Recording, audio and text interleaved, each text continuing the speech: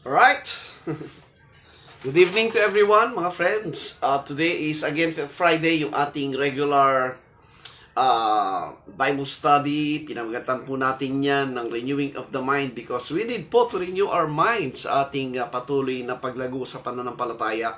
And that is the work of God sa mga believers po. Ang binabago po ng Diyos ay yung isipan. But again, God is using po the scriptures to change the mind. Kaya yung mga mananampalataya, they must be student of the Bible. They should be a Bible student, hindi lang po yung mga pumapasok sa mga seminaries. Before po tayo mag-start sa ating study, as always po, I would like to render a song po for the Lord, and this is my testimony that without the Lord Jesus Christ, without God's reaching His hand for me, ay talagang totally lost po ako in my life, na walang pag-asa, sa buhay na walang direksyon, until I came to know the Lord through His book po. Talagang nagbago po lahat.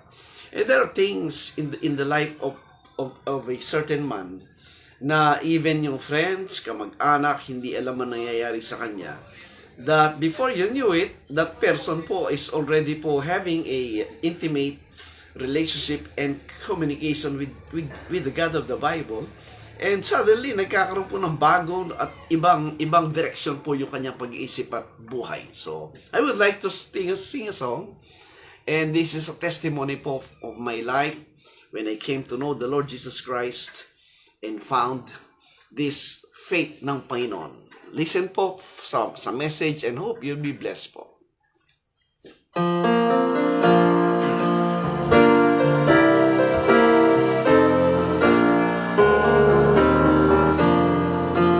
Once my soul was astray from the heavenly way. I was wretched and vile as could be, but my Savior in love gave me peace from above when He reached down His hand for me. When my Savior reached down for me, when He reached way down for me, I was lost and undone, without God or His Son. When He reached down His hand for me,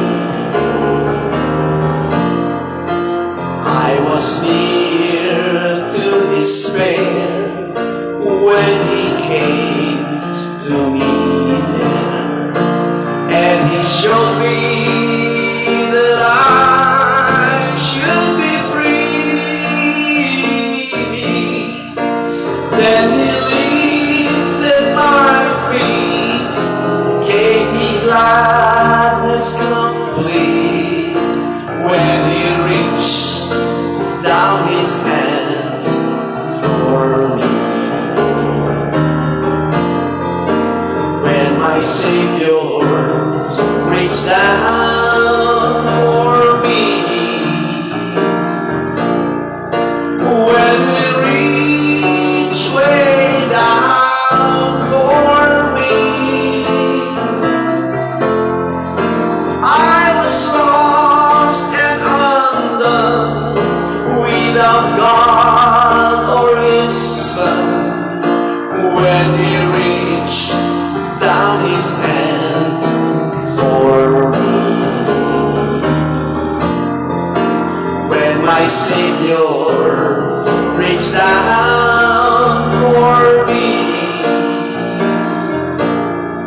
when He reached way down for me, I was lost and undone, without God or His Son. When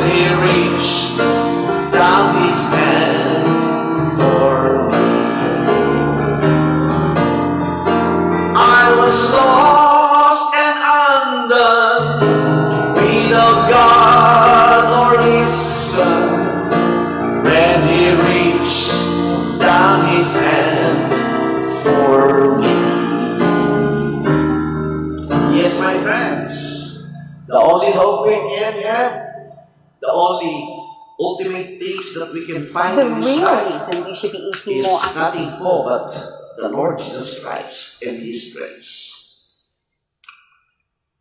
So again po, thank you so much sa mga friends natin who are following po, who are listening, who are studying with us. Ang topic po natin is about, as I have posted po, is about the last days, the last times, and the Antichrist. Yan po yung mahalaga sa ating study.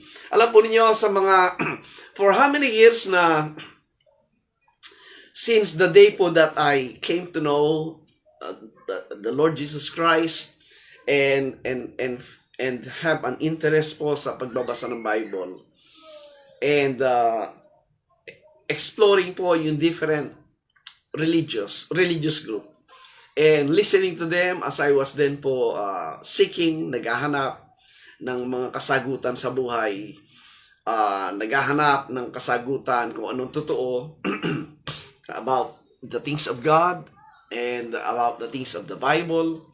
Pero alam nyo, for a newly enlightened mind, ay ano po talaga mahirap makita yung katotohanan, especially nowadays because of many different religions. Sabi ko nga nung 30 or 40 years ago, napakahabang panahon pero ang bilis po ng panahon. Ang tingin ko po nun sa mga religion ay parang mga department store. Kanya-kanyang gimmick at kanya-kanyang engganyo sa mga tao. But then again, ang aking pinaka-goal po that time is to understand really, ano ba yung laman ng Bible na yan? Ano ba yung nakapaloob sa Bible na yan? So, I was then po very curious sa laman yan. And binabasa, inaaral, binabasa. And of course, maraming question. Gusto mong makita buo yung unawa sa Biblia. Pero again, if you are involved po sa religion, sa mga organization, yes, you can form po some ideas, some belief diyan as you stay with some group and studying with them. Pero again po, still ang dami pong questions na lumalabas. And sometimes hindi mo makita yung sagot talaga. And you know, when you came to to have a personal desire to read the Bible and study it, doon po unti-unti magkakaroon ka ng understanding, and I know God is the one opening up the things sa buhay ng isang sincere and honest seeker of the truth. Ang Diyos po ang magbubukas ng opportunity for us to see things. Just like this topic po natin. I'm sure po yung mga new, kung meron mga bago nanonood po sa atin ngayon ay hindi makakapaniwala. Dahil nga naman, kung ikaw ay namulat po sa mainstream religion, sa mainstream Christianity, and majority po ay talagang, I can say, brainwash po ng dispensational teachings na very prevalent. Kasi nga po, yan ay na-promote ng gusto ng Scofield Bible sa times ni Darby. At well-promoted po yung Scofield Reference Bible talaga. And it influenced a great many churches sa United States. And alam nyo naman na US po is very, very influential. Number one, they have the money. Number two, they have the technology. Every first-class things ay nasa United States. That's why, naging effective yan po talagang to influence even the whole world of Christianity. But then again, as you grow po sa learning, as you continue to study and search for more, I found out for being a dispensationalist teacher po during those during the past 20 plus years, I found some errors talaga that really don't match po talaga yung turo ng Bible. Right? Kasi during those days po, nakatuto ka lang sa teaching po ng mga teacher, ng mga aklat na binabasa mo, doon ka lang sumusunod. And the good thing po, if you were able to read po yung whole Bible from Genesis to Revelation, meron kang chance to see what are the errors po talaga ng dispensational system. Huwag mo na isasara yung isip mo. Now, one thing I found out po, number one issue na atin dinidiscuss is kailan ba talaga yung last days? Yan. Pag sinabing last days, it pertains to last time sa latter days. Isa lang ang tinutukoy doon. And for me po, during those days na very limited yung alam mo, ang last days, palagi mong kinukonect sa'yo sa iyong present time. Kaya, ang iyong in-expect, you are looking forward to a time of destruction, a time of the end. Because, pag sinabing last days, you're talking of the end. The last days before the end. Yan. If you're a futurist or dispensationalist, ang thinking mo talaga is, panay po yan, material world. Ang pagbasa sa Bible ay literal understanding. Ang pagbabasa sa Bible talaga is nakalimit ka sa literal. And most of the writers, most of the dispensational teachers, hindi naman talaga inaaral yung Old Testament. Dumadampot-dampot lang yan. Not really understanding na yung Old Testament was given to be a prophecy, and the fulfillment po came with the coming of the New Testament, with the coming of the Lord Jesus Christ. Yan po yan. And the coming of the Lord Jesus Christ, as He stated po, that all things must be fulfilled. And He was addressing that sa kausap niya ng mga Hudyo. So, ibig sabihin, all things po that was written in the Old Testament and to be fulfilled in the New Testament with the coming of the Lord Jesus Christ, siya po yung mediator ng New Testament or New Covenant. Of course, during His time, in the lifetime nung kausap niya, doon niya i-fulfill lahat yan. Mabasa niyo po sa Luke 24 yun, if you read the Bible. So, with that thinking po, maintindihan natin na, di ba, pag pinangakuan mo isang tao at hindi mo tinupad yung pangako mo, nagmumukha ka sinungaling kasi hindi mo tinupad. At marami sa atin pong taong ganyan. Pero ang Bible po, very clear yung kanyang description na God never lie. Okay? Ang Diyos, imposibleng magsinungaling ang Diyos, ang sabi. So therefore, sa lahat ng pronouncement ng Panginoon Kristo pertaining to the last days, the last times, the latter days, and the time of the end, ay pinatitibayan niya sa kanyang makausap during the first century na yung panahon nila, yun na yung last days and last times. Because nga, kung ating pong, I was surprised po talaga. When I continue my study po, hindi ako nag-remain sa dispensational futurist view.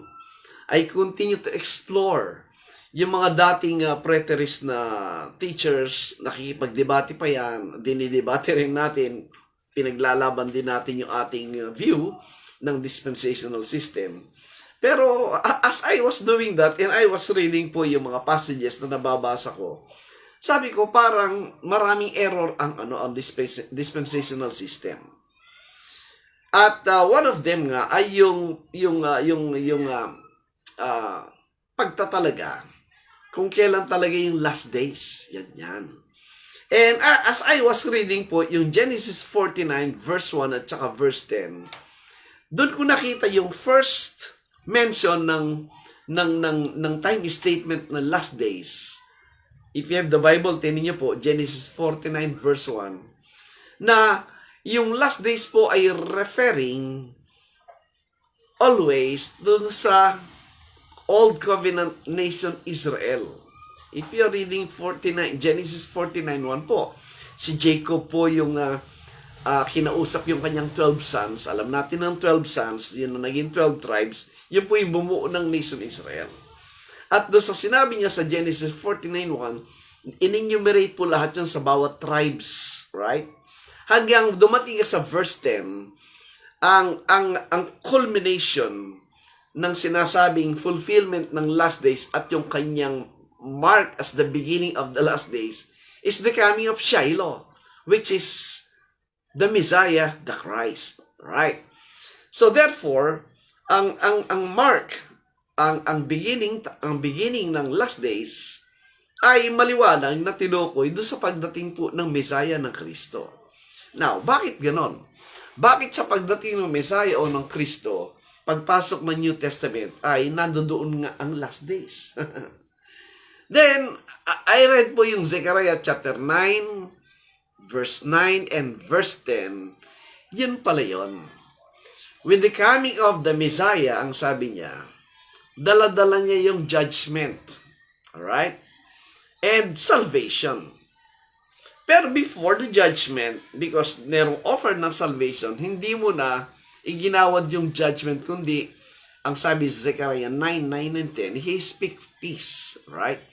And yung sinabing He speak peace, ibig sabihin, binibigyan ng time yung kausap niya mga Hudyo na eksakto po yung message ni John the Baptist na repentance. Right?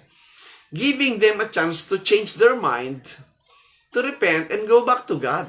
Yun po yung makita nating makita nating scenario. And by the way, ang pinuntahan ng Panginoon Kristo sa primary audience po niya is walang iba kundi yung House of Israel. You can find that sa Matthew 15 at saka sa Matthew 10. Nakasulat pong lahat doon.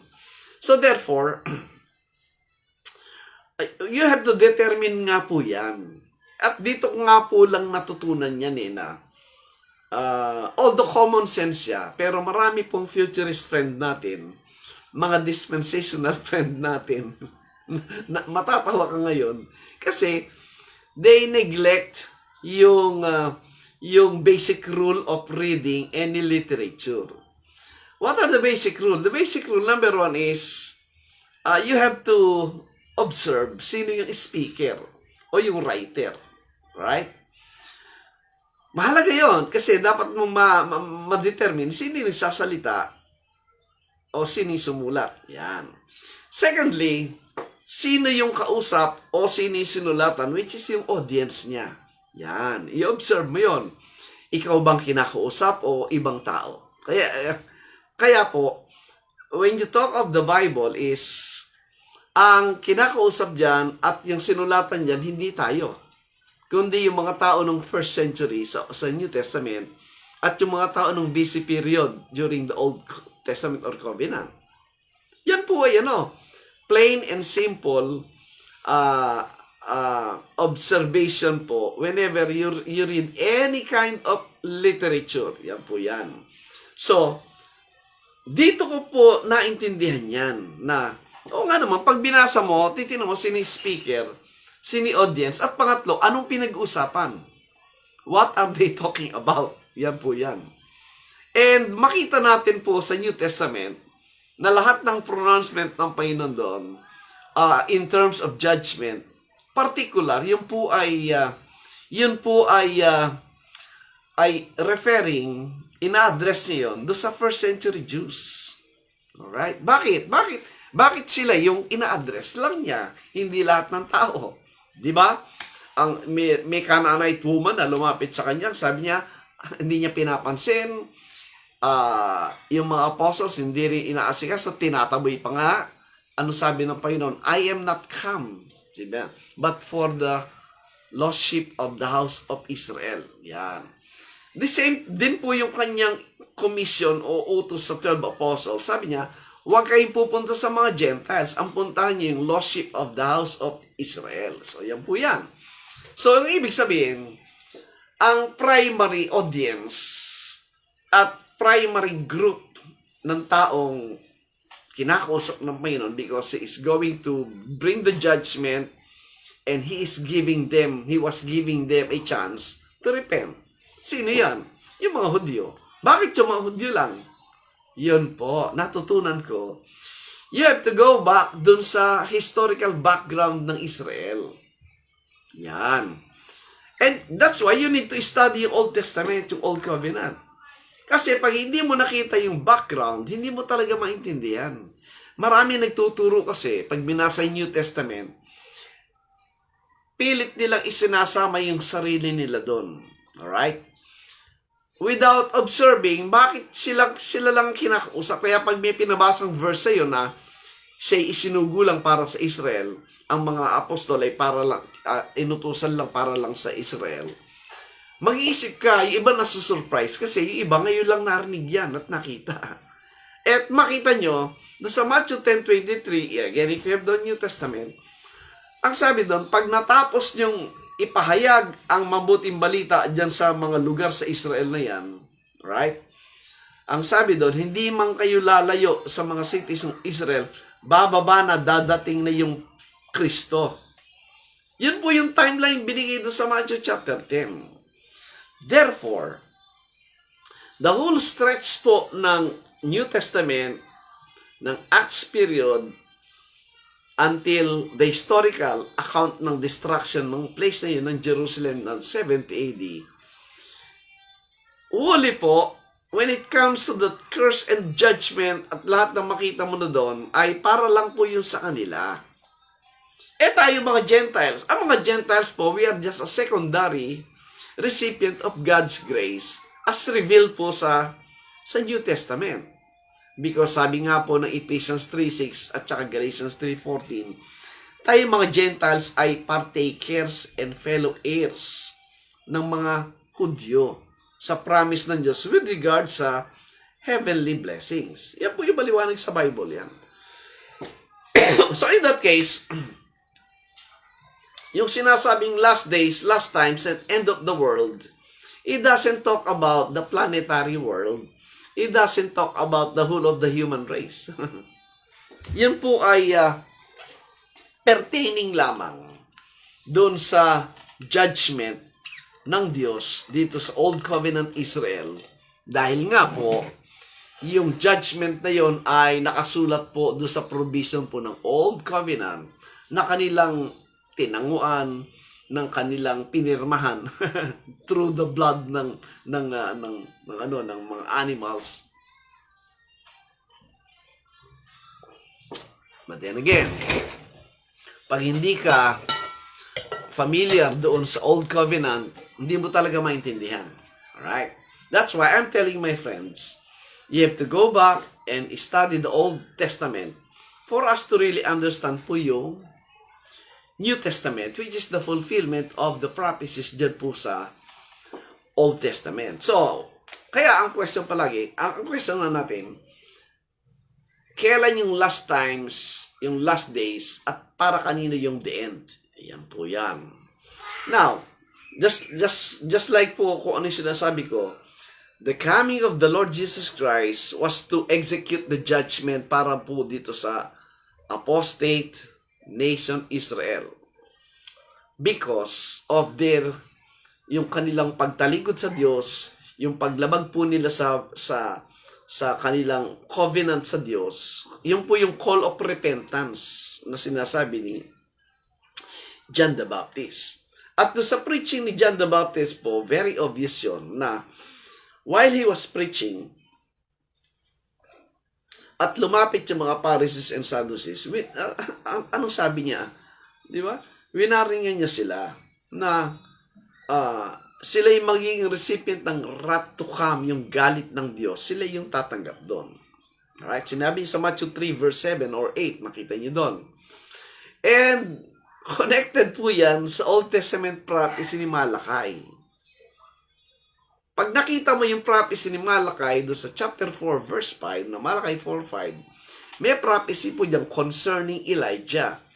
That when Elijah comes, ang sabi, nandun na yung dreadful day of the Lord. Yan. And truly, indeed, si John the Baptist, siya na po si Elijah. Sino nagsabi nun? Hindi ako. Matthew 10, sa Matthew 11, or Matthew 17, makita niyo yun. O Matthew 11, Matthew 17, makita niyo maliwanag. Ang nagsabi mismo na si Elijah na nga, si John the Baptist, ay yung Panginoong Hesukristo. So connected po lahat yan mga friends. So with the coming of John the Baptist, and the coming and presenting the Lord Jesus Christ as God, as Savior, as the King, ano na po yun? Simultaneous event na po yun ng fulfillment ng mga prophecies sa Old Testament. Good evening kay Pastor Boy. Thank you for watching. Magmi-meet na naman po tayo sa Sunday. That's why, alam po nyo, you have to connect all these things po obeying po yung built-in instruction ng Diyos how to get the interpretation of the scriptures. Doon sa 1 Corinthians 2:13, sinabi mismo na po doon ni Apostle Paul kung paano mo ma-differentiate yung teaching lang ng tao at teaching ng Holy Ghost. Yung teaching ng tao, sabi doon, is man's wisdom. At sabi ni Pablo, hindi yan ang aming ginagawang pagtuturo. But the Holy Ghost teach it by means of what? Comparing spiritual things with spiritual. Huwag po kayong masyado pong sumusunod do sa thinking ng mga gumagamit ng Greek and Hebrew, i-correct yung mga passages ng King James Bible. It's not the right way. Bakit po? Because the King James Bible po, to my belief, is my final authority. Yes, there are passages there na hindi nasunod yung gusto nating mailagay doon. Kamukha yung world, di ba? Yung world po is, there are 3 Greek words na ginamit ang Greek Testament, which is oikumene, cosmos, and eon, right? Yung oikumene is the inhabited place referring to the Roman Empire, the territories of the Roman Empire, or basta it's ang ibig sabihin ng oikumene, an inhabited place, hindi po yung buong planeta. Second is cosmos. Ito yung cosmos po, it could speak of the universal arrangement of the world, right? The planet. Yung iyon naman, world din po yan. Ang ibig sabihin ng it pertains to age or time period. Yan po yan. Ang sabi na iba, mali yan. Kasi ba't hindi translate ng word for word? Hindi nga po eh. For me po, it was designed by God para yung mga teachers, yung mga nagtuturo, ay magpursiging aralin yan. Makikita mo naman ang ibig sabihin nun kahit hindi ka gumamit ng Greek or Hebrew eh. By means of comparing scriptures, help po yung Greek and Hebrew. Kaya lang, for me po, before you go there, explore mo muna yung Bible mo.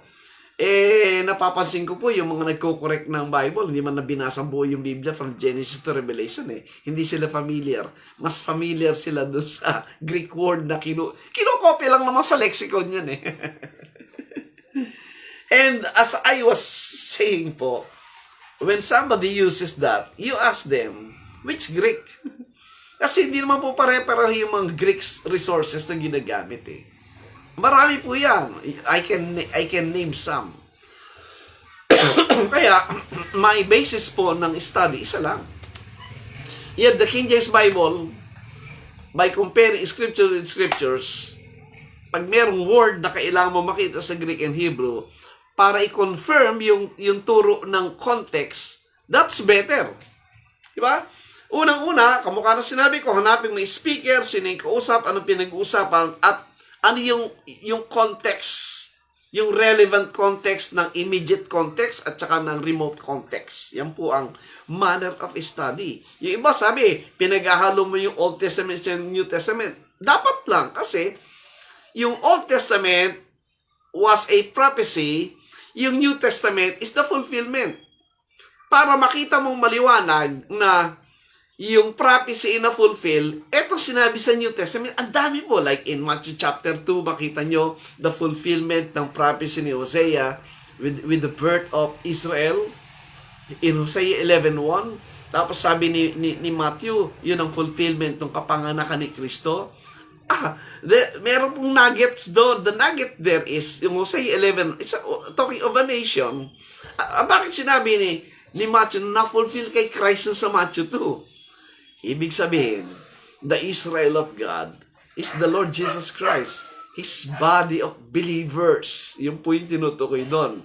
Pero kung Greek ka lang, you can never find po yung spiritual and treasure sa bawat passages na makita natin. Kasi, you neglect to obey the rule ng 1 Corinthians 2:13. Yan, a problem po. A little knowledge is dangerous. Nakakita lang ng ibang Greek kakaiba sa King James. Mali na ito. Error, may error to. Sino ka para hatulan yung Bible? Di ba baligtad? Dapat tayong hatulan ng Bible, hindi tayong humahatol sa Biblia. That's a lot of, lack of common sense at kayabangan na lang natitira talaga doon. So, when you talk of the last day po, the last time and the last day, you have to consider those things. Pag hindi mo nakita yung mga bagay nun and you will jump into conclusion, wala na, mali-mali na talaga yan. So, makita nyo po, the coming of Christ marks the time of the last days before the end of this Old Covenant age pertaining dito po sa Old Covenant nation Israel. I give you one example, tinan nyo. Doon po sa Hebrews 1:2, if you have the Bible, doon palagi po tatandaan natin yung mga time statement dyan. Sorry po, lumukso ako. Doon tayo sa Daniel chapter 10 verse 14. Alam nyo, pag binasa mo yung Genesis 14:9:1 pertaining to the last days, at yung last days ay naka-associate po do sa nation Israel. And then sa verse 10 makita nyo yung fulfillment ng last days na sinasabi ay yung pagdating ng Shiloh, which is the Christ, the Messiah. At consistent po yun sa sinabi naman ni Daniel sa Daniel 10 verse 14. Bakit si Daniel mahalaga? Because si Daniel po, yung buong book of Daniel, ang pinag-uusapan po doon ay yung 4 great empires na pinakita sa prophecy, referring to the dream ni Nebuchadnezzar, yung image ng isang estatwa na isang metallic statue ng gold, silver, brass, iron, yan po yan. Iron and clay, yan po yan. So, it refers po doon sa 4 great Gentile empires na nag-rule sa buong mundo. And with the coming of the stone, mabasa mo doon, which is the Lord Jesus Christ, it destroys po yung 4 empires, nag-collapse yun. Why? At ang sabi, nung nag-collapse yun, yung stone ay naging isang great mountain that draws, that is spread out, and yun po yung everlasting kingdom ng ating Panginoon Kristo, ending the times of the Gentiles, destroying the time of the Old Covenant system. And here comes the New Covenant, wherein ang sabi doon, His kingdom, the increase of His kingdom shall be no end, ang sabi niya. So therefore, the last days and the last times na tinutukoy po ay hindi pertaining sa ating time, kundi sa time ng period na pagdating ng Kristo at nag-start na po yung kanyang execution ng judgment while offering peace. Kaya nga sa Romans 10, pag binasa nyo, merong preaching ng gospel of peace primarily for the Jewish people po yon, for them to repent of their violation, disobedience doon sa kanilang kontrata ng tinawag na Old Covenant. So, we're talking of the end of the Old Covenant system. Na pag sinabi po yung Old Covenant na yan, yun po yung tinutukoy na pag nag-end po yung Old Covenant, every elements ng Old Covenant kasabay pong mawawala ng lahat nun. Now, how will you get the elements? Ang element po, basic understanding, ibig sabihin po yung foundation, yung basic principle, yung rudimentary, yung mga pundasyon ng isang bagay para maitayo siya. And the Old Covenant system po, ang kanyang element na tinutukoy ay yung laws, yung temple, yung mga people, the Old Covenant people of Israel, yung nation mismo, yung city ng Jerusalem. Yan po tinutukoy din, mga friends. That is why, with the coming of the Christ, nag-start na po yung last days, latter times, last time and last time. So, if that is the case, kung ako'y tama, dapat mababasa natin sa Biblia yon. Na sa panahon na yon, naroon na rin po yung presence ng Antichrist. Naroon na rin po yung time ng tribulation period. Naroon na rin po yung time ng pertaining sa end of the world. Hindi po planet, kundi end of the Old Covenant Jewish world. Ayan. Dati-dati nahirapan po akong bakit may 70 AD? Meron bang 70 AD sa Bible? Sa isipan ko po noon, dahil kulang ako sa kaalaman noon, minamak ko po yung 70 AD. That is why, when I continue to research, my study, at pinakinggan ko po ang turo ng marami, I found out na maraming talata sa Biblia na magpapakita nga nung 70 AD period. Kaya, meron tayong tinatag na internal evidence. Ito mga friends, yung mga gumagamit ng term dyan. Pag sinabing internal evidence, yung nasa loob po ng Biblia. Pag sinabing external evidence, yung nasa labas ng Biblia. Ano yun? Number 1 po yung history. Number 2, itong mga geological mga studies, right? Itong archaeological activities na kung saan nakakukuha ng artifacts na nagpapatibay nga po sa laman ng Biblia. Yun po yung external, iba internal.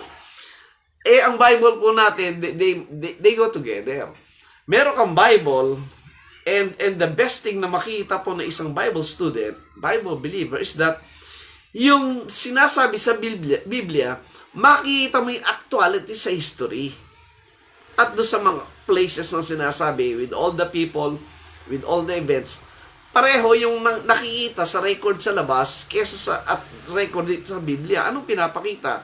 Ang pinapakita po doon, totoo yung laman ng Bible natin. Good evening po kay Pastor Arman Toms. Thank you for watching. Totoo yan. Dahil nga, ang history pinakita kung paano, yun nga lang pong 4 great empires sa prophecy ni Daniel. Imagine, it was written po around 605 BC, right? And it pertains sa 4 great empire. It was written po during the time of the Babylonian period, wherein naging captive po si Daniel and the rest of his Jewish friends, di ba? And he started to write.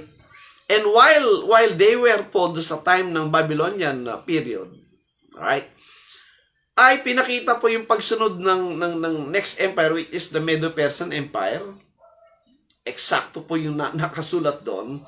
At sumunod yung Greek Empire and the Roman Empire.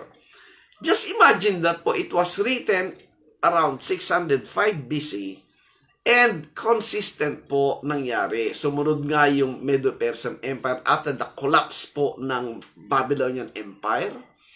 And then sumunod na yung Greek Empire na lumabas na po itong isang young warrior king, si Alexander the Great, that sabi nga almost na nasako po ang buong mundo, umabot hanggang sa frontier po ng China, India-China. But then again, sa prophecy ni Daniel, nakalagay mangyayari doon. After the death ng king na yon, mahati yung kingdom sa 4. Totoo na hati sa 4. The 4 generals, pinaghati-hatian yung kingdom, di ba? Until umabot ka sa time from the date po ni Alexander the Great ng 323 BC, down the line hanggang 171, down the line hanggang dumating po sa time ng Roman Empire, eksakto po yung nakasulat sa Daniel. Pambihira po yun mga friends. Good evening po kay Ma'am Christina. Thank you for watching. Kaya, mahalaga pong makita history. Lalong titibay yung pinapaniwalaan nating Bible pag nakita nating nagaganap po yan. Di po ba? Kaya lang po, yung mga futurists at dispensationalists, they hate history. Why? Kasi, hindi nila maisisiksik yung kanilang mga assumption, speculation sa mga passages na binabasa. Kasi, pinipilit ng ilagay yan sa unknown future. Kaya, kahit ano na lang nakitang balita, kahit sino lang lumabas sa sikat ng tao, yan ang Antichrist. Yan, mangyayari na ito kasi dito. It's pure speculation po. Pero once you learn to follow po yung instruction ng Diyos, how to get the interpretation sa 1 Corinthians 2:13, hindi ka maliligaw dyan. Of course, kailangan mong sipagsipagan mo yung pagbabasa ng Biblia, at sipagsipagan mo yung paghahanap ng mga references na tinutukoy mismo sa loob ng Old Testament at New Testament. And when you accomplish that, wow, unshakable na yung belief mo, regardless kung ang majority hindi tinatanggap yan, I will choose to be alone or to be with some people na honest study, because I know God is in the side of this kokonting mga believers. Kasi silang sumusunod strictly, obeying the instruction of God, how to study and to teach what is truth in our time. Sadly, marami tayong friends, takot mag-isa, takot ma-brand, takot na mahiwalay sa majority. Mali po yun. Where is your loyalty? And what is the reason and purpose bakit ikaw ay naging sinasabing nasa ministry? Who called you? And what work are you doing supposedly today? Magparami ng member, magpagandahin ng building, mag-entertain para dumami sila. No, hindi po yan ang calling. The calling is, number one, to get people saved by preaching the gospel, and number two is for their perfection, for their growth, yung kanilang knowledge regarding sa ano ba ang laman ng Biblia na yan. Pag hindi po nagagawa yan, you're missing the point. That is not the purpose of God calling you in the ministry. The purpose of God calling you in the ministry is to teach what is in the Bible. Ano yung totoo? For the people to learn and to grow. Yan po yan.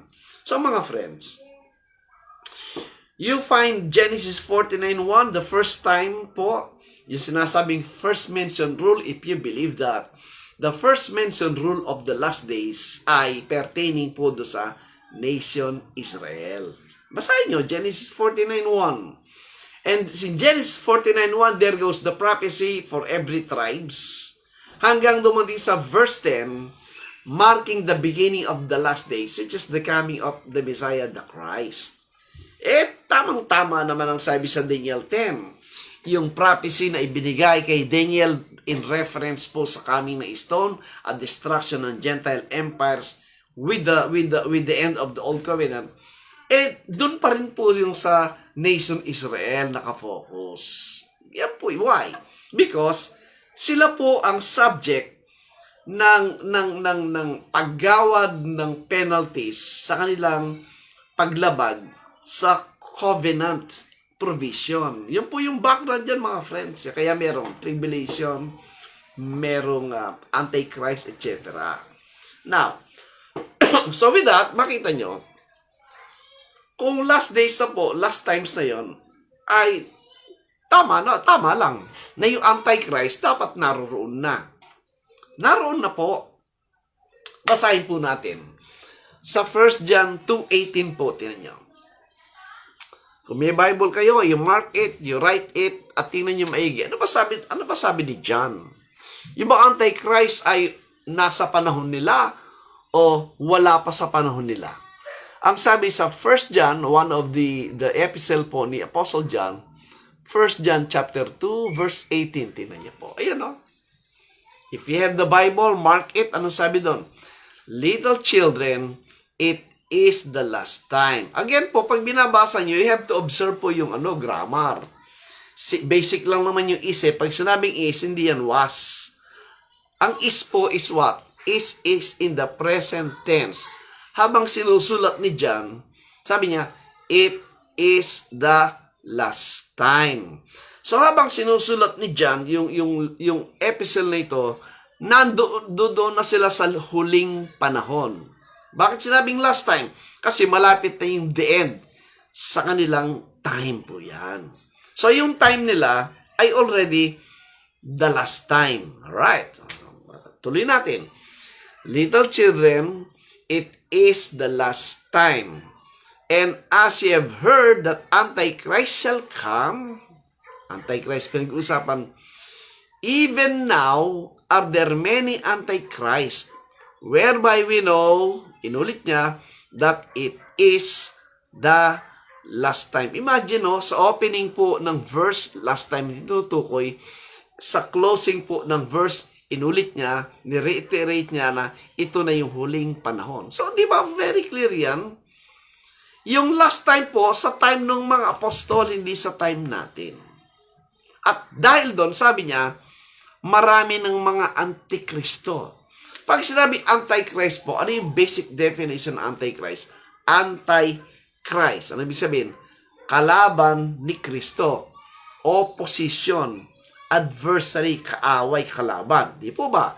Now, so, pwede mo nating makilala kung sino yung antichrist. Maliwanag po, yes, makikita natin mamaya. Isa pa. So, basic po yan. Establish yan. Ang sabi ni Apostle John, yung panahon niya ay last time na. Alright. Isa pang verse po. Doon sa 1 John 4:3. Tingnan niyo po maigi. Tandaan niyo mga friends, hindi tayo gumagawa ng sariling interpretation. Good evening po kay Ma'am Evanessa Val Madrid. Thank you for watching. Hindi po tayo gumagawa ng sariling interpretation. Atin pong kinukuha mismo yung interpretation ng scriptures. Alright? Pinapalabas natin anong tinuturo. Hindi natin isinisiksik yung laman ng isip natin at ang ibig sabihin ng ganito. Hindi po tayo ganon. May mga ganon na nagtuturo na akala mo napakatalino, akala mo sila sumulat ng Biblia. Hindi. Kinukuha po natin yung laman mismo ng sinasabi ng Bible. 1 John 4 verse 3. Tingnan niyo maigi. And every spirit that confesseth not that Jesus Christ is come in the flesh is not of God. And this is that spirit of Antichrist, whereof ye have heard that it should come, comma. Look at this, yung last sentence. And even now, already is it in the world. Pambihira po yung huling talata na yun. Yung huling mga statement na yun. Punong-puno. Sabi niya, even now. Ano even now? Ngayon. Already ay naririto na ang alin. Naririto na sa mundo. You know, already is, again, hindi po future yun. Hindi past tense. Sa time nila, present tense. Already is it in the world. Sino? Yung Antichrist, ang sabi niya, nandoon sa time nila. Alright, so we have two testimonies mismo ni John. 1 John 2, sabi niya, it is the last time, kaya marami Antikristo. 1 John 4:3, sinabi niya, naririto na espiritu na Antichrist. Alam nyo, sa context, sinong pinapalagayan dyan? Sino ba hindi tumatanggap na si Kristo ay nagkatawang tao? Yung mga Hudyo.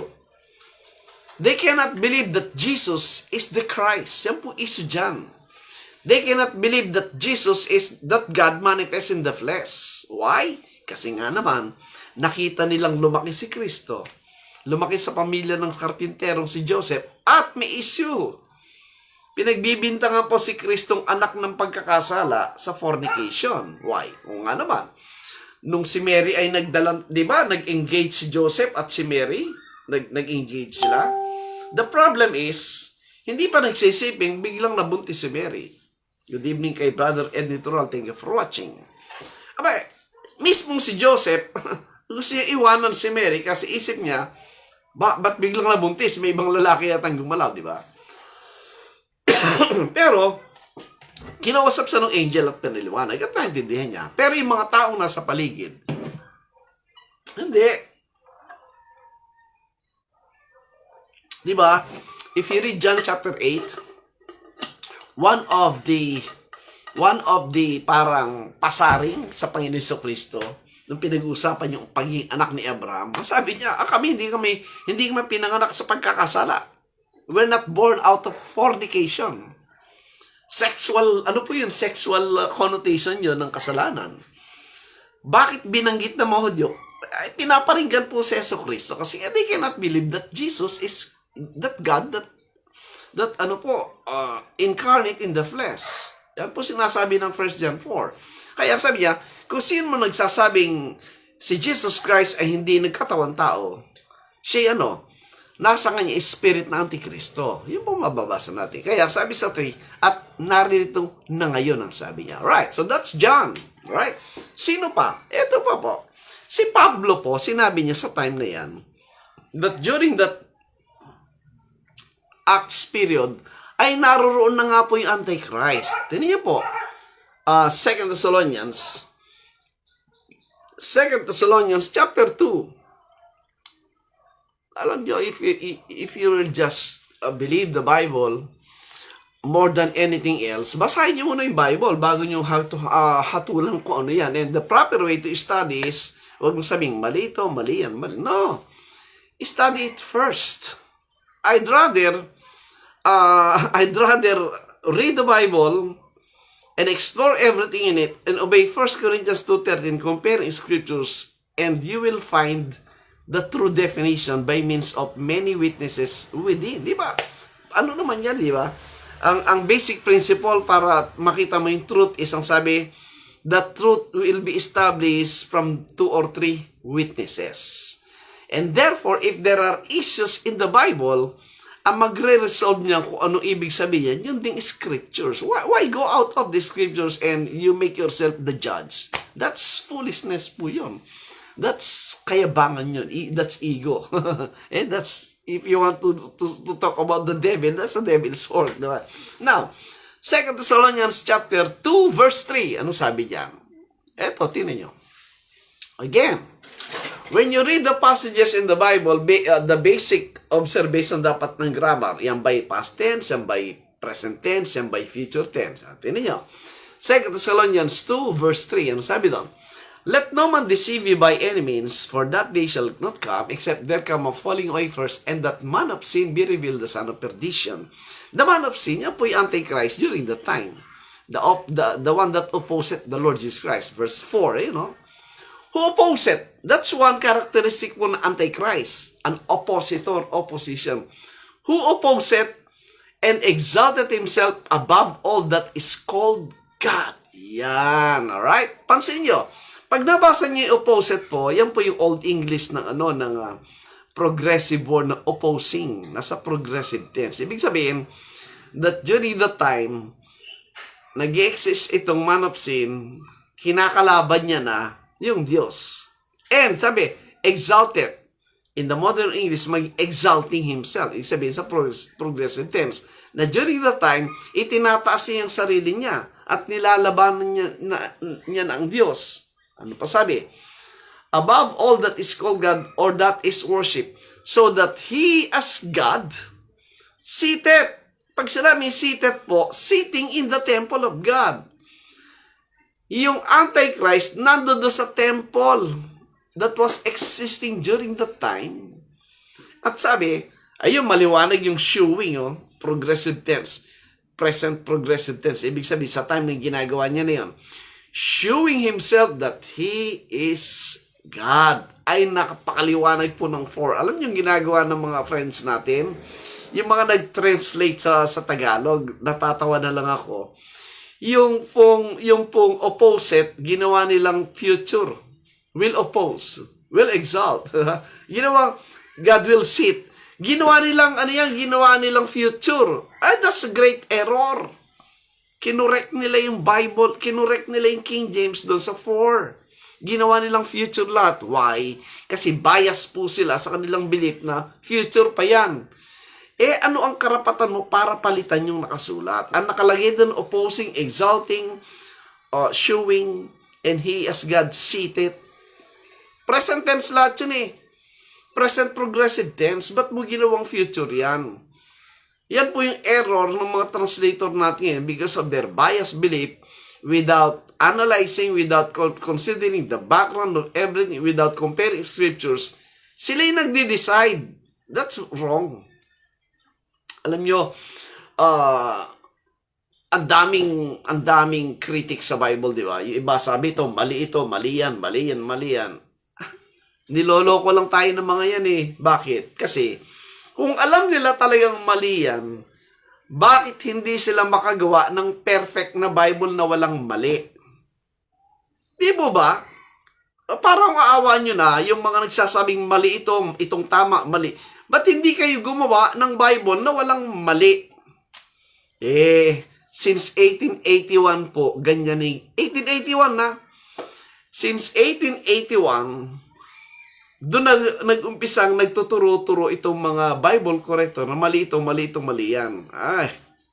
Since 1881 hanggang ngayon, wala pa silang nailabas na Bible na walang mali.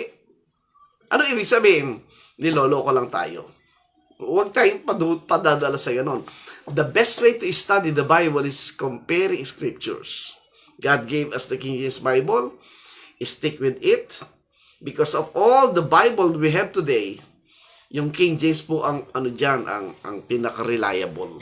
Yung King James ang pinaka-consistent sa lahat na yan. Now, so, mula po kay Pablo, maliwanag naman yon na nandoon na yung activities ng Antichrist. Tingnan yung verse 7.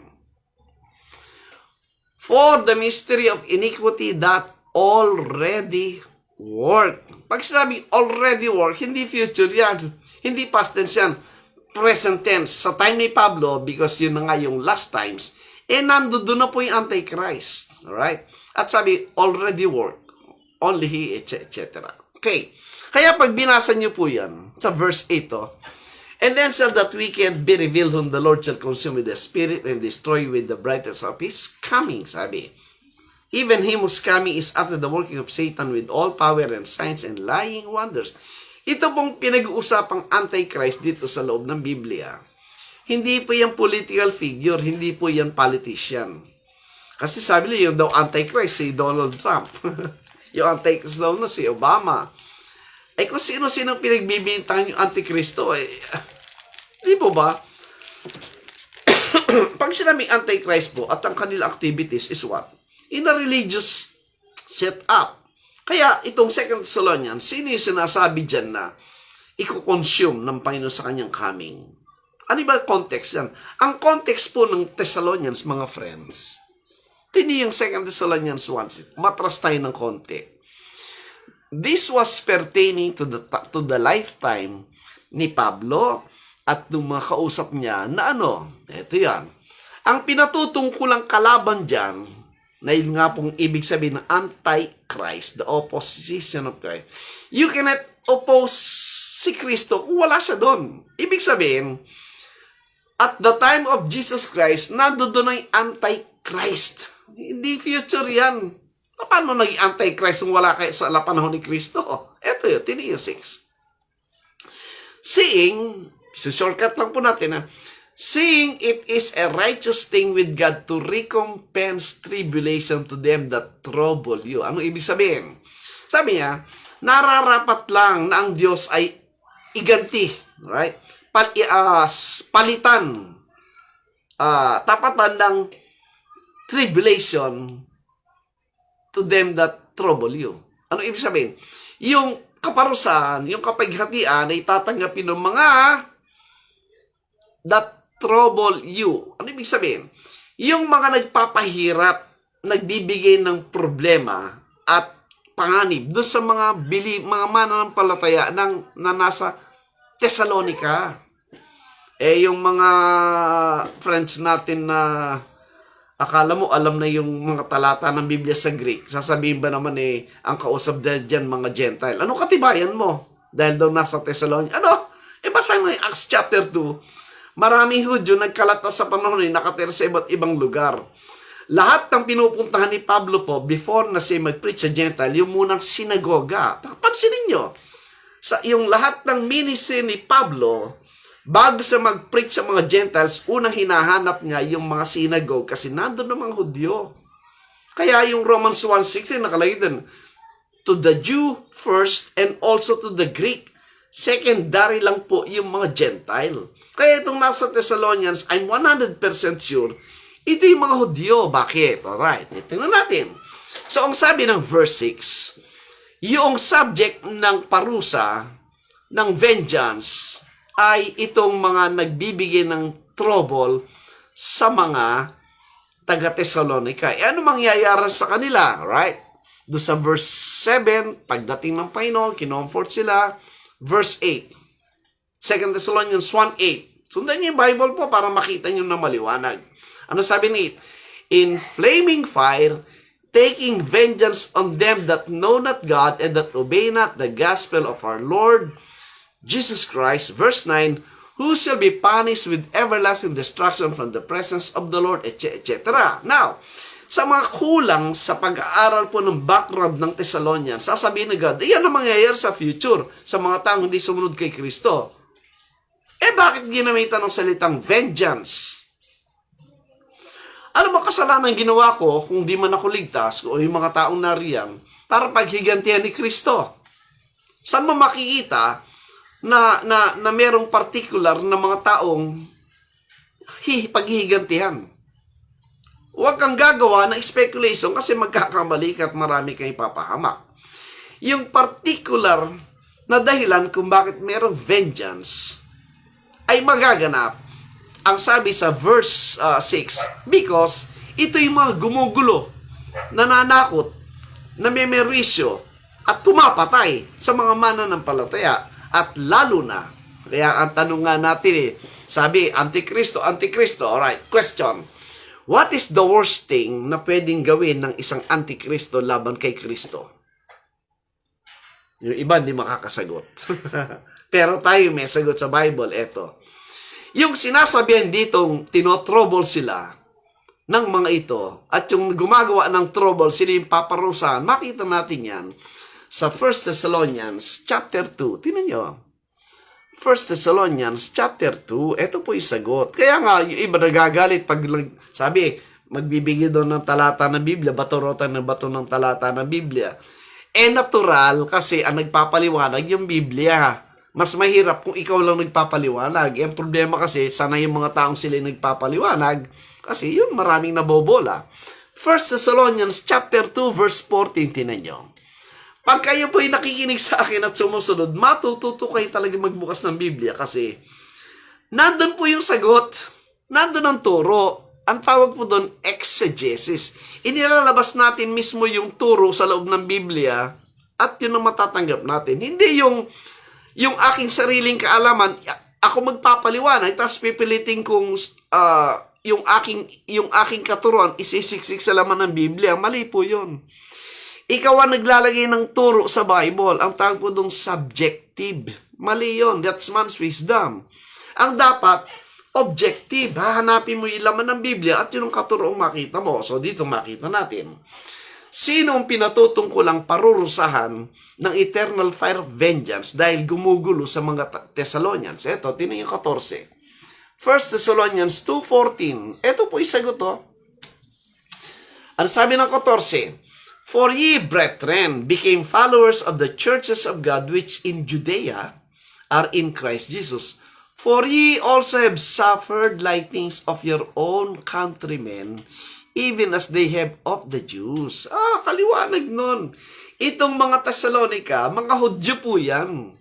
At sila'y dumanas din mula sa kamay ng kanilang kababayan, yung countrymen. At sinabi, sila nga yung mga Hudyo. Sino mga Hudyo yung tinutukoy? Ano ang ginawang kasalanan ng mga Hudyo na ito? Sa 15, verse 15. Maliwanag po yan. Who both killed the Lord Jesus and their own prophets and have persecuted us, and they please not God and are contrary to all men. Kaya ang tanong natin kanina, what is the worst thing that an Antichrist can accomplish against the Lord Jesus Christ? Hindi nila masasagot yun kasi baka hindi pa nabasa ito. Itong 15 po, yung patayin mo ba yung Hesus Kristo? Patayin mo mga propeta? Patayin mo yung mga nanampalataya at usigin yung mga mananampalataya?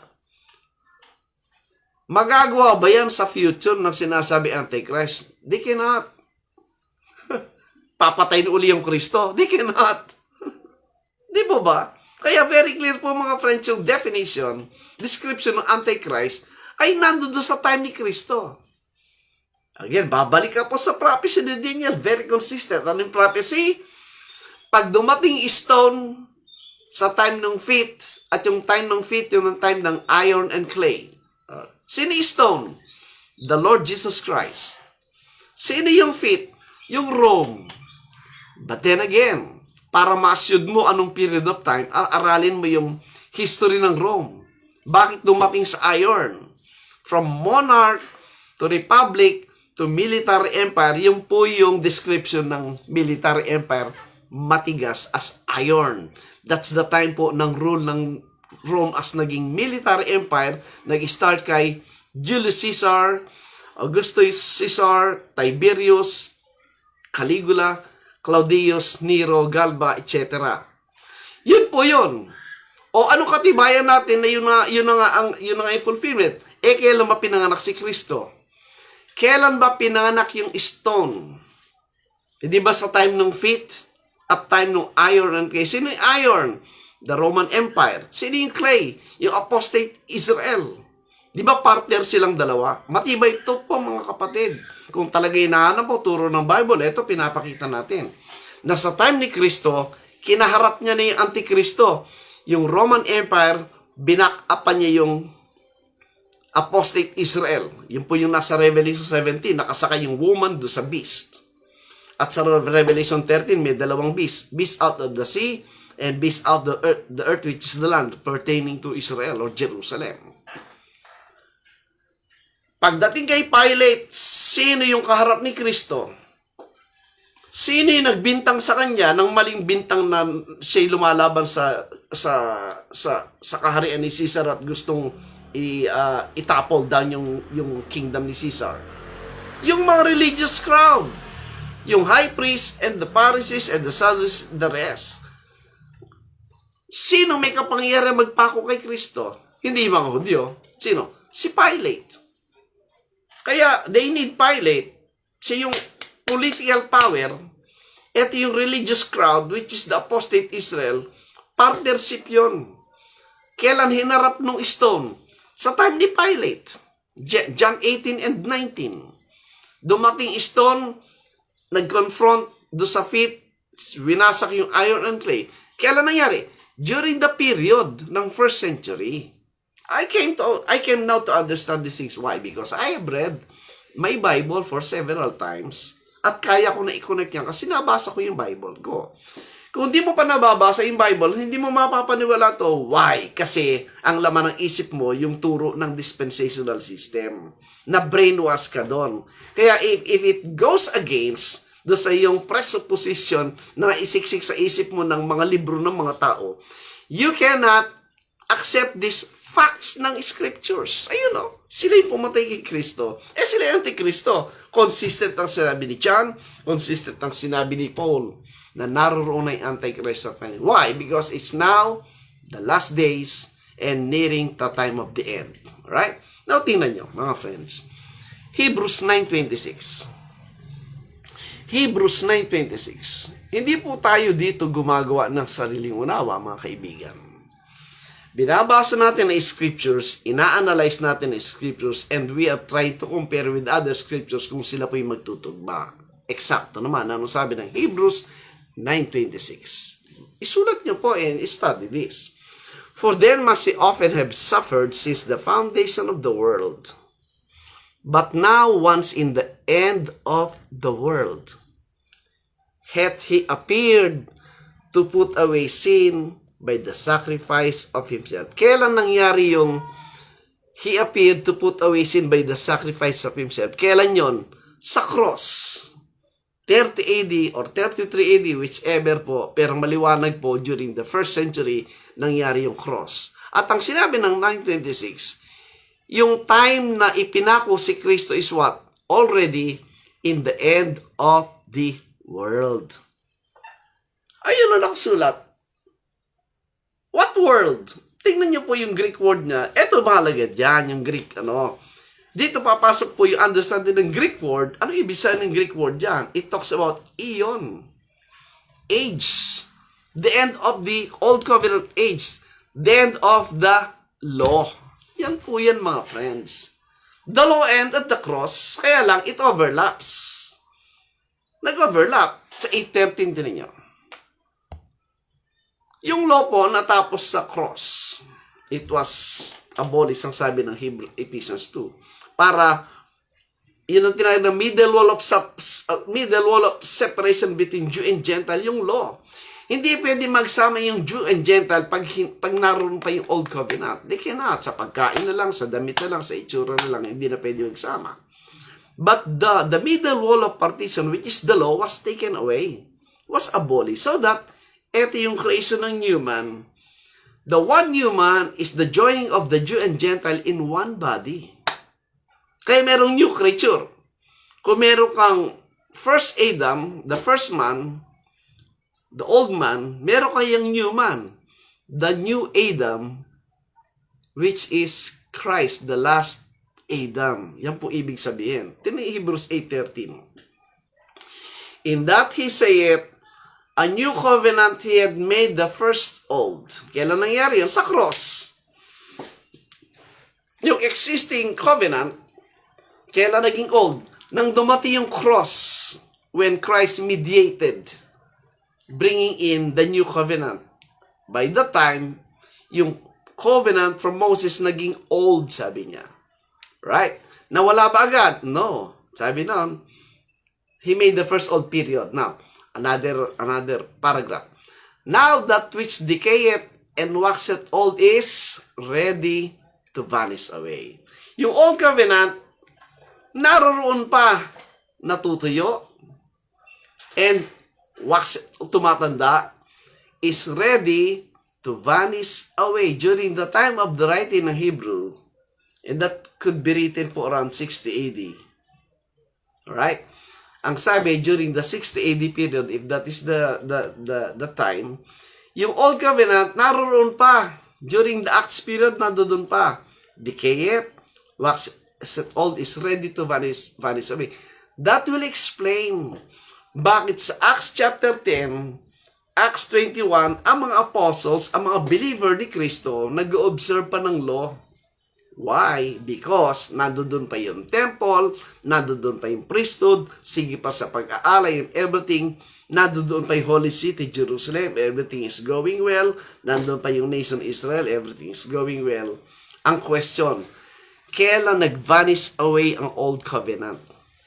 Kasi, they are in the last days of the end of the Old Covenant. Tama? Yun po yung mababasa natin. So, yung last days nila, sa time ng period yun, last days talaga yun. Last time and latter times na nasabi. Nandun na yung Antichrist, nandun na yung tribulation, everything is going there. So, kailan yung end? The end po is the vanishing away of the Old Covenant. Kaya ang tanong natin sa mga futurist friends natin, kailan nag-vanish away yung Old Covenant? Hindi nila alam. Kasi, kung ang New Covenant, hindi pa nag-vanish away, di nasa under the law ka pa. Nandiyan ka pa sa covenant ng law. Kung if that is the case, kung nandun pa yung Old Covenant, tama. Nandiyan pa ibang Hudyo. Nandiyan pa yung law. Sunod-sunod na lahat yan. So, nandiyan na naman ang tribulation. Babalik ka lahat sa basic. Good evening po kay Brother Alfredo Cabantog. Thank you for watching. Babalik ka sa basic. Imagine, tinapos ni Kristo yung law. Tapos ibabalik mo yung law? That's foolishness. Sabi nga, gumagawa uli ng third temple eh. Bakit gagawa ng physical temple sa Jerusalem? Kasi daw, dadating daw yung Kristo.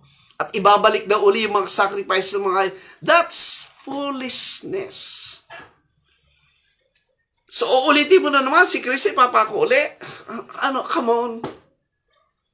Very clear po in scriptures, mga friends, that these things po were settled at the cross, that this covenant po vanished away. Kailan nag-vanish away yung Old Covenant? Aba, siyempre, nung nawala lahat ng elements ng Old Covenant. Yung sinasabi ni Peter, yung 2 Peter 3:10. Kasi nga, ang isip ng mga friends natin, yung 2 Peter 3:10 na end of the world is end of the planet Earth. Hindi. Wala sinasabi yan. Yung 2 Peter 3:10. But the day of the Lord will come as a thief in the night, in the which the heavens shall pass away with a great noise, and the elements shall melt with fervent heat. The earth also, and those that are therein shall be burned up. Ang pinag-usapan dito, heavens and earth, right? Now, ang ginagawa interpretation dyan, ginagawang planet Earth dyan, which they don't have any proof. Ang proof natin dyan, ang pinaka-center po ng 10 na ito is what? The elements shall melt with fervent heat. Question, anong elements dyan? Inuro na natin last time yan. Yung mga futurists, pag anong elements yan? Yung iba hindi makasagot. Yung iba, yan, yung element ng Earth yan, yung zinc, yung etc., chemical. Eh di pumunta ka doon sa periodic table elements ng science. Hindi ganon.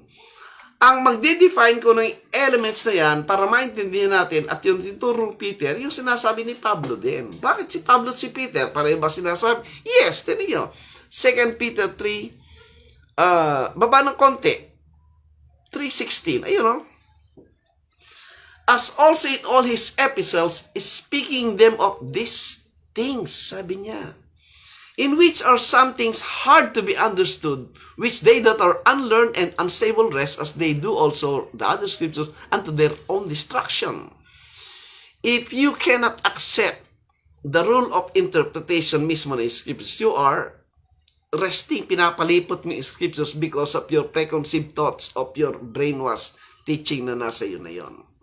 Pero dito, si Pablo at si Peter pareho nang sinasabi. So, pareho sila ng unawa sa elements kanina. Balik tayo sa 2 Peter 3:10. So, therefore, yung elements na sinasabi dito ni Peter ay yung tinuturo ni Pablo na elements. Ano bang elements na tinuturo ni Pablo? Galatians 4. Tinan niyo maigi mga friends. Sa Galatians chapter 4, verse 1, verse 2, verse 3. Sabi sa verse 3, sila'y bondage under the what? Verse 3. Even so, we, when we were children, were in bondage under the elements of the world. Alright. Again, these Galatians people are Jewish people na nakatira sa Galatian area, but then they got saved. Sila yung mga first and primary member of the local churches na inikutan ni Pablo sa area ng Galatia, sa Syria, sa Asia Minor, sa Greece, Turkey, yung places po na yan. Yan.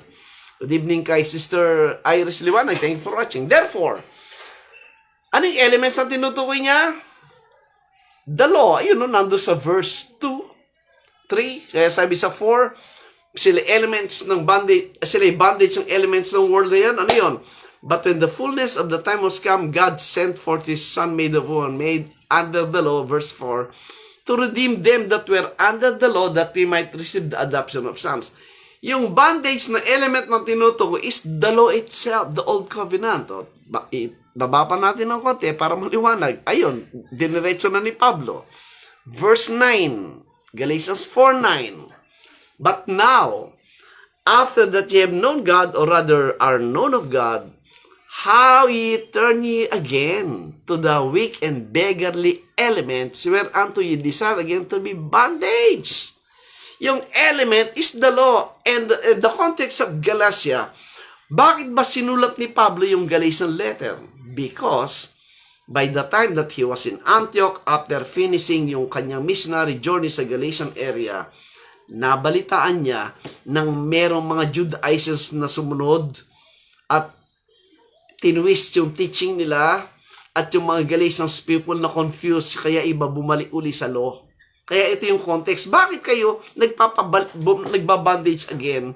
Bakit kayo bumabalik dyan sa law na magpailalim kayo ulit? Sabi kaya sa 10, you observe days and months and times and years. Alright? So, binalik iisip nila doon sa law, which is the element of the old covenant. Yan po yung very clear, mga kapatid dyan. And makita nyo po, in other passages, ang tinutukoy din na sinasabi niyang elements of the same meaning, iba lang word na ginamit is what? Yung rudiments, the word rudiments, ay, madaling maintindihan yan. Synonym yan ng element. Ano ibig sabihin? Ito yung mga pangunahing foundation ng alin? Ng Old Covenant. Which is kaya babalik ka doon sa law eh. Okay? Babalik ka doon sa law. Therefore, mga friends, hindi ko makita pero maliwanag po doon sinabi, yung rudiments na tinutukoy, rudiments. Ayan. Ay. Rudiments. Okay, ayun. Tiniyo. Kaya, Colossians 2:8. Ang sabi doon? Colossians 2:20. Ito. Wherefore, if ye be dead with Christ from the rudiments of the world. Pag sinabi rudiments, elements din ang ibig sabihin nun. Ibang word lang ginamit. Why as though living in the world are they subject to ordinances? Touch not, taste not, handle not, which are all to perish, ang sabi. Again, the law. Tinutukoy po mga friends. So, in that sense po, They were already in the last days, and very near na po yung end. End of what? End of the Old Covenant Word. Kaya sinabi yung Hebrews 8:13 kanina,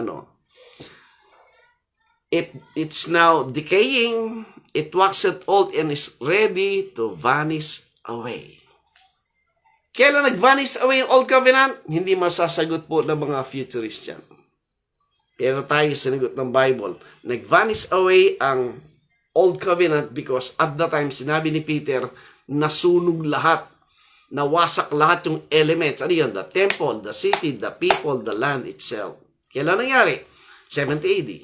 Wala kang pupuntahan po except that period of time because that's history.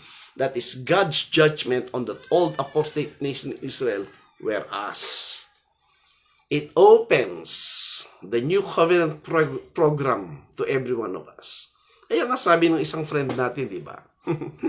Hindi raw ba dangerous yung turo ng preterist na wala nang inaasahan? Mali. Ang dangerous and present danger ating nakikita at nararanasan is what? Yung teaching ng dispensationalism at futurism. Anong evidence? Ayan, yung Israel. Eksakto po kung anong ginagawa ng Israel ngayon. Yan yung dispensational position na pagdating ni Kristo maraming papatayin para ma-establish yung millennial kingdom. Kaya ang violent thinking nangyayari po ngayon sa US because of Zionism, may gera palagi dyan. At maraming Kristiyano sinusuportahan yung ginagawang human rights violation ng Israel ngayon, ng re-rape, ng aagawan ng lupa, pumapatay ng mga bata, inuubos sa mga tao dyan sa Gaza Strip, gustong mag-dominate. Ginagawa ngayon yan. Bakit sila malakas? Because they were supported by the United States. Bakit? Dahil nga, sa teaching doctrine ng dispensational system na well-promoted, majority ng Christian sa buong mundo, pag may gera dyan, ano sasabi? We stand with Israel. We stand with Israel, pinapatay mga walang laban ng mga tao doon. Nasa na yung love thy enemies? Nasa na yung mga Christians? Why would you support yung nangyayari dyan na atrocities ng Israel? Because of the dispensational teaching ng futurism. Yun ang danger. Hindi yan hypothetical. It's an actual event na nararanasan nating lahat. And this controls the narratives ng violent world ngayon. Pero in progress, maraming young people sa US ngayon, the young generation, nakikita na yan. That in time to come, pag sila'y naupo dyan sa posisyon na yan, magbabago lahat yan. If the US will stop supporting Israel, what will happen? Wala na yan. Wala na yan. But again, sinusuportahan? Because of wrong doctrine ng dispensational system. Kaya mga friends, in our own little way, i-share po natin ang full preterist teaching. Kasi sa full preterism, wala nang condemnation. We never think of violence. We never condemn anyone today because God is now working for reconciliation. At the cross, nandun na yung grace of God in the forgiveness of sins. Nandun na lahat. Kaya, walang danger po sa ating thinking. We are ministering reconciliation. Ang dispensational system, hindi. Kumukha ng Muslim. They hate everyone na hindi nakamukha because they think that's Satan and they are enemies. So we have to kill them. Ganun po ang thinking nun. Sila yung dangerous. Alright? I hope you're getting this, mga friends. This one po is very important for the future po ng ating susunod na generation. If you're a Christian, if you believe the Bible, you have the responsibility to be a witness at magsalita ka na hindi yan ang turo, hindi yan ang katotohanan, kasi they are thinking of violence.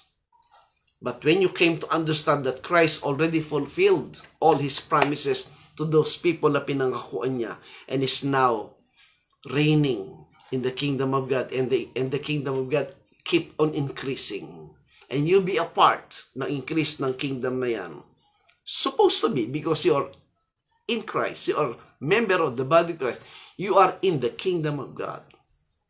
And you are a priest because Christ is a priest. And you are a king because Christ is ruling. That's us, mga friends. So I hope this one po is an eye-opener for every one of us. Lahat po ng nasa Bible totoo. God is real. We have to know who is that God. We have to dig deeper.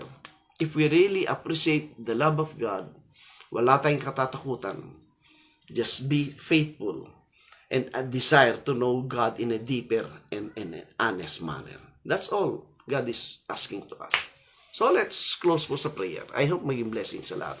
Lord, thank you so much again for this wonderful night, for everything that you're teaching to us. Lord, open the eyes of many people nowadays that the dispensational teaching is in error and committing a lot of errors, Panginoon. I hope maging blessing po kami at be a witness of this truth na makita namin na ikaw ay totoo. Lahat ay iyong ginawa na upang kami mabuhay at mapagpala, Panginoon. Thank you so much, O God, for the viewers na kasama ko, and open their eyes and their heart and mind and to be a witness, Panginoon, of this life. We thank you, O God, in the precious name of our Lord and Savior, Jesus Christ. Amen. Maraming salamat po sa lahat, sa mga viewers natin dyan. Continue to pray for this ministry. Palakasin pa tayo ng Panginoon and, to be a blessing to others. So again, thank you so much po. Have a blessed day.